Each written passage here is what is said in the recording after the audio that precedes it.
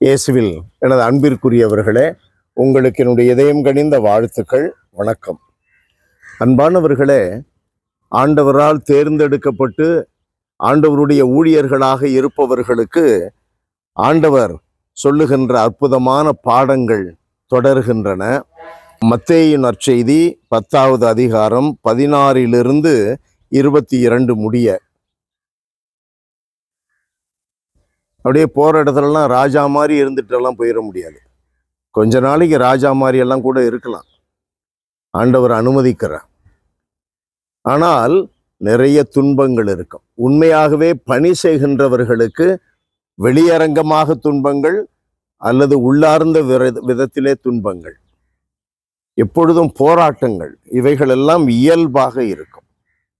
ஆண்டவர் சொல்லுகிறார், ஓநாய்களிடையே ஆடுகளை அனுப்புவதைப் போல நான் உங்களை அனுப்புகிறேன். தேர்ந்தெடுக்கப்படாத பொதுநிலையினர்கள் ஒரு காரியத்திற்கு ரியாக்ட் செய்வதைப் போல தேர்ந்தெடுக்கப்பட்ட ஊழியர்கள் எல்லாவற்றிற்கும் ரியாக்ட் செய்து கொண்டு இருக்க முடியாது, இருக்கக்கூடாது. ஊழியர்களுக்கென்று தனி இயல்பை கடவுள் கொடுக்கிறார். அதை நாம் பெற்றுக்கொள்ள வேண்டும். அதை நாம் இனம் கண்டு பெற்றுக்கொள்ள வேண்டும்.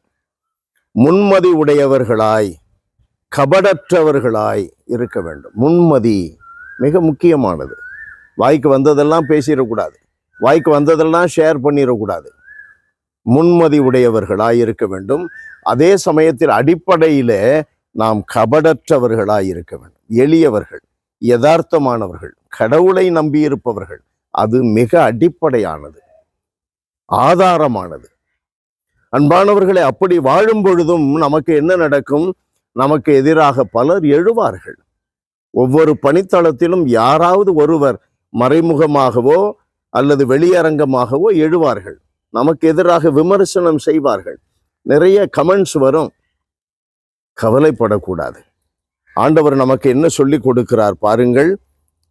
இறுதி வரை மன உறுதியுடன் இருப்போரே மீட்கப்படுவர்.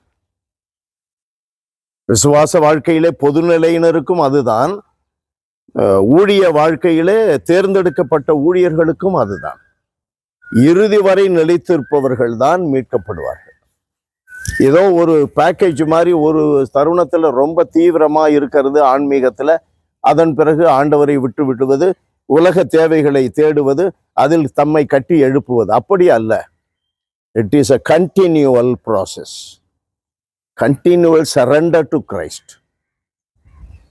அன்பானவர்களே, அப்படி நாம் வாழும் பொழுது, இறுதி வரை நாம் அப்படியே இயேசுவை பற்றி கொண்டு இருக்கும் பொழுது, இயேசுவுக்கு என்ன நடந்தது அது நமக்கு நடக்கலாம். வெவ்வேறு விதங்களிலே சிலுவை சாவு, நமக்கு துன்பங்கள், துயரங்கள், தவறாக புரிந்து கொள்ளப்படுவது, விமர்சனங்கள் நமக்கு எதிராக வரும். ஆனால் கடைசியில் உயிர்த்தெழுதல் உண்டு. உயிர்த்தெழுதல் நிச்சயம் 100% அதை நாம் அடைந்து கொள்ள வேண்டும். அடைந்தே தீருவோம். அன்பு நிறைந்த எங்கள் இறைவா, உம்மை போற்றி புகழுகிறோம், வாழ்த்தி வணங்குகிறோம், தாழ்மையோடு ஆராதிக்கிறோம். ஆண்டவரே, எங்களை ஊழியத்திற்கென்று அழைத்திருக்கிற நீர் தேவையான ஆற்றல்களை, ஆவியின் கொடைகளை கொடுக்கிறீர். அதை பயன்படுத்திய வண்ணமாக இருக்கும் பொழுது எங்களுக்கு துன்பங்களே வராது. எங்களை எல்லாரும் தலைமையில் வைத்து கொண்டு ஆடுவார்கள் என்றெல்லாம் நாங்கள் எதிர்பார்க்காமல், எந்த சூழலிலும் நெருக்கடிகள் மத்தியிலும் உம்மை பற்றி கொண்டு வாழுகின்ற வரத்தை எங்களுக்கு தந்திரணும். ஆண்டவரே, ஊழியர்களுக்கென்று மட்டுமல்ல தெய்வமே, ஊழியத்தின் வழியாக உம்முடைய வார்த்தைகளை நம்பி உம்மை பின்பற்றுகின்ற எல்லா நம்பிக்கையாளர்களுக்கும் இப்படிப்பட்ட வரத்தை தருவீராக.